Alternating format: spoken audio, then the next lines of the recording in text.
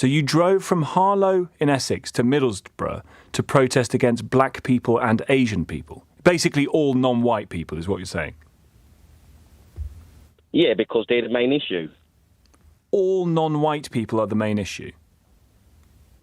Hey guys, Oscar here, and this LBC call right here is what happens when internet misinformation crashes into basic logic.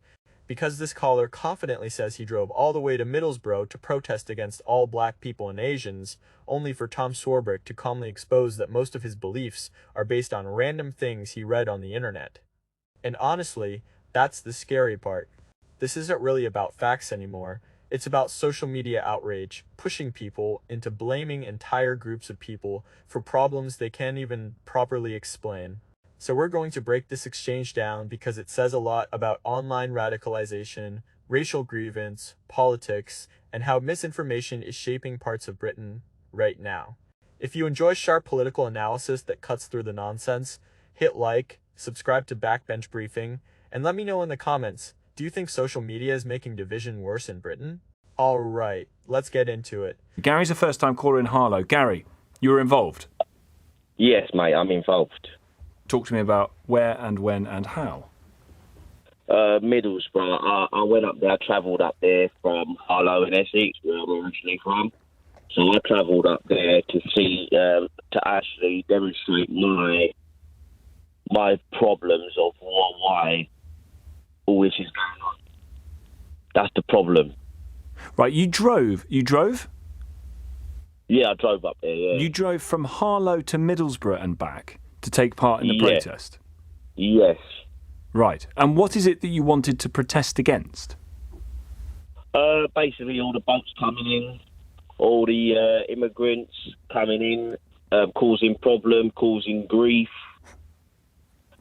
That's what I'm protesting about. That's what I'm fed up of, really. Which people are you thinking of when you go on these protests? Asians. Asians? Yeah. Right, so all Asians are who you're thinking of when you think of the people causing all the problems, all the immigrants? Asians and black people. Right. So you drove from Harlow in Essex to Middlesbrough to protest against black people and Asian people. Basically all non-white people is what you're saying. Yeah, because they're the main issue. All non-white people are the main issue? Well, from what I'm seeing. What are you seeing? Because from where 99.9% of the rest of the country is seeing, all black people and all Asian people are not the issue, Gary. Well, from what I'm seeing, from the problems that's going on from South, look at Southport, look at the Manchester airport incident, you know, who's starting all the grief? And the colour of their skin is what you think is the main driver of that? Well, they don't know any order. They don't have any order. And who's they? Sorry, the they is, again, all black people and all Asian people. And the black people and the Asian people who you come into contact with in Harlow, do you accuse them of being as apparently violent as the people that you've seen being violent who also have that skin colour? No. So it's not all black and Asian people then, is it? No. Right. So when you went up from Harlow to Middlesbrough to protest all black and all Asian people, you don't actually mean that, do you? You mean something else. Well, that's what I mean. Those are the main culprits. Of what? That's what I mean. The main culprits of what? Causing a lot of grief. And there are no white people who have caused a lot of grief. Like, for instance, the people going to protest in some parts of the country like Middlesbrough. Well, they're just protesting their anger. But again, sir, they're also causing a trouble, aren't they? Those white people protesting their anger. They're also burning shops, looting, kicking people's heads in, throwing bricks at the police, aren't they? So are they also causing trouble? Yes. Right. So it's not just that non-white people cause all the trouble. We agree that white people cause trouble too, don't we? Yes, we do, yeah. What did you drive up from Essex to Middlesbrough to do again? To demonstrate my anger towards what's going on with a lot of the immigration rules. A lot of immigrants are coming in on the boats, and predominantly they're coming in from Middle Eastern Asian countries. But why do you need to make this an issue of skin colour, Gary, when you've just come on the radio to agree that, of course, not all black people cause problems, or all Asian people, and indeed some white people cause problems too? Why do you need to make it about skin colour? I'm not making it about skin colour, but they're projecting the wrong image. You rang up and said the reason you went on this protest is to protest against black people and Asians. All blacks and all Asians is what you said. Well, 95% of them are problematic people. How did you get to 95%, sir? It's been proven statistics. Where? Who? Show me. Tell me. You got in the car and you drove all those hours up to Middlesbrough to go and protest something that you can't evidence, for which there is no evidence to say they're 95% of the problem. Well, this is what I've read.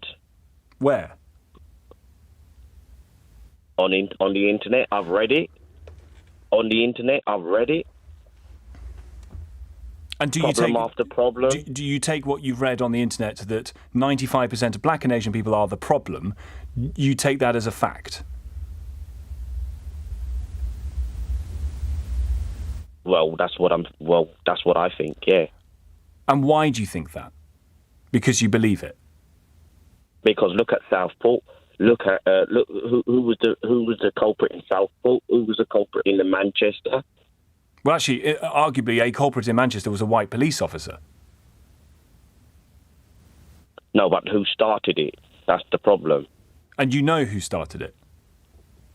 Yeah, I saw the video. Right, but that's also not proof, is it? Because there might have been a video before the video that you've seen, the conversation of which we're not party to because we weren't there. Gary, let me ask you this. Do you think you were born racist? I'm not racist. Because I think you are, sir, but I don't think you were born racist. I think you've grown into your racism, and your racism has led you to drive, in this case, from Harlow to Middlesbrough, to go and protest at something that is unevidenced and not true, which you agree is unevidenced and not true. I'm trying to protect England. From who?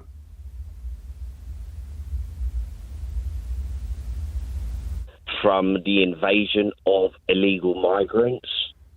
Maybe some people don't see that, but I see what's going on.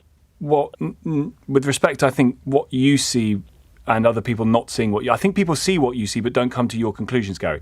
There is a problem with small boats arriving. I think that is a problem, and that has to be dealt with, and successive governments have told you to stop the boats. But nobody, Gary, has said that the problem is all black and all Asian people. Well, that's my view on it. Do you ever think that you might be wrong? No, I'm not wrong. Right. All my mates think like me. Yep. There can be lots of racists. All my mates think like me, and all my mates are prepared to do anything to stop it. Are some of your mates Asian or black? No. Right. And when you come into contact with various services, the NHS or your dentist or your doctor or whoever, or the person serving you at the till in the shop, and they're not white, do you think they are lawless as others are? I don't know what they're doing. But they're not, are they? I mean, there they are holding down a job. In some cases, there they are attempting to save your life in parts of the NHS. God forbid something awful were to happen to you. You might have a black doctor, a black woman, black man trying to save your life. Would you worry about that? No. So it's not all black people then, is it? No. So why did you make it about race when you went up to Middlesbrough to go and protest? Because, as I told you, what's going on, what happened, I made it about that because of Southport and the Manchester incident. You use the colour of their skin to say all black people are therefore a problem. Yeah, because those are the main problems that's out there right now. But you also agree that it's not all black people, don't you? Yeah, but as I said... So how can those two things... I'm going to give this 30 more seconds, Gary, because maybe we're getting somewhere. How can you have two things that are opposite be true at the same time? It is all black people, and it isn't all black people. How can you hold both of those things to be true? Either it's one or the other. Which do you think it is?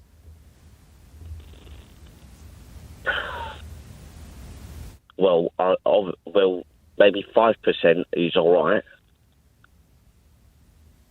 Maybe 5%. If that. Right. But the other 95% are wrong, mate. And you get to the 95% figure because you read it on the internet? Yes, I did, yeah. Do you think you should be arrested? No, for what reason? Well, what did you get involved in Middlesbrough? You went round charting, you went encouraging people, you were there to facilitate, to help people get their point across by chucking stuff at the police and what have you? No, I had a plasterboard up, that was it. What did your plasterboard say? Get illegal migrants out. Right. Get our country back. From all the black people?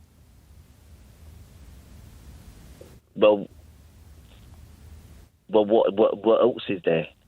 What else is there? It's the Asians. It's the people from Africas. Right. Africas. Okay, Gary, I've tried. What makes this exchange so disturbing is that Tom Swarbrick doesn't really have to destroy the caller. The caller's worldview starts collapsing, and the second basic questions get asked. Because think about what just happened here. This man drove hours across the country to protest against all black people and Asians, and within minutes, he's admitting, not all black people are bad. Not all Asian people are bad. For doctors and nurses from those communities are fine, and his 95% statistic literally came from the internet. That is an unbelievable thing to hear someone admit out loud on national radio. And honestly, this is the real danger of online radicalization. People consume endless outrage content, viral clips, manipulated stories, and fear-based narratives until they stop seeing actual human beings and start seeing entire racial groups as threats. That's what this clip exposes so clearly. Because notice how every example the caller gives is emotional. Southport, Manchester Airport, boats, to videos online. But when Tom asks for evidence, specifics, or consistency, the argument completely falls apart. And the reason it falls apart is because racism almost always collapses once individuals enter the conversation. The second Tom says, what about the black doctor saving your life? What about the black worker serving you in a shop? What about the Asian people you see every day who do nothing wrong? The caller suddenly has to admit reality is more complicated than the internet narrative he's trapped inside. And that's why misinformation online is so dangerous right now. Algorithms reward fear, anger, and division because outrage keeps people engaged. It's easier to blame entire groups of people than deal with complex social and economic problems honestly. Now let's be clear. Immigration policy, border security, and asylum systems are legitimate political issues that governments absolutely should address seriously. But there is a massive difference between discussing immigration policy and openly blaming entire races of people for society's problems based on internet rumors and emotional grievance. Politics. That's the line this caller crossed. And Tom Swarbrick exposed it calmly, logically, and without needing to scream once. But let me know what you think. Do you think social media algorithms are making racial division worse in Britain right now? Or do you think politicians and media figures are failing to challenge misinformation early enough? Hit like, subscribe to Backbench Briefing, and I'll catch you guys in the next one.